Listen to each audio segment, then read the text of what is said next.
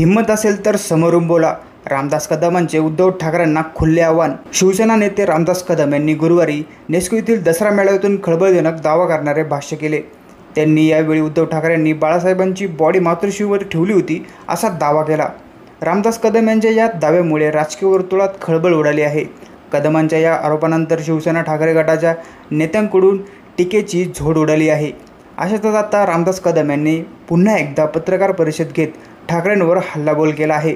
उद्धव ठाकरेंनी बाळासाहेब ठाकरेंच्या बॉडीचा छळ केल्याचा आरोपही रामदास कदम यांनी आता केला. यामुळे आता या मुद्द्यावरून रामदास कदम यांनी थेट उद्धव ठाकरेंना समोरासमोर येऊन बोलण्याचे आव्हान दिले आहे.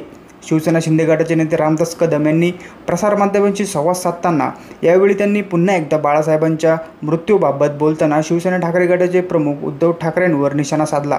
मी भुंकणाऱ्या कुत्र्यांकडे लक्ष देत नाही, पण मातोश्रीवर 50 ते 54 वर्ष राहिलेला माणूस असा का बोलतो याचे आत्मपरीक्षण उद्धव ठाकरे यांनी करावे. मी आज उद्धव ठाकरेंना आव्हान देतो की हिम्मत असेल तर तुम्ही बोला, मी तुम्हाला उत्तर देईल. हे अंबादास दानवेंसारखे लोक ज्यांना मी निवडून मानले ते स्वार्थी लोक आहेत.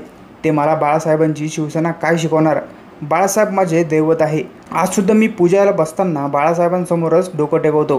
पण रामदास कदमांसारख्या ज्येष्ठ माणसाला हे का बोलावे लागते. उद्धव ठाकरेंनी त्यांच्यात हिंमत असेल तर माझ्यासमोर येऊन असे घडले नाही असे सांगावे, असे आव्हानच रामदास कदम यांनी केले. यावर तुमचे मत आम्हाला कमेंटमध्ये नक्की व्यक्त करा आणि अशाच नवीन बातम्या बघण्यासाठी आपल्या चॅनलला नक्की सबस्क्राईब करा.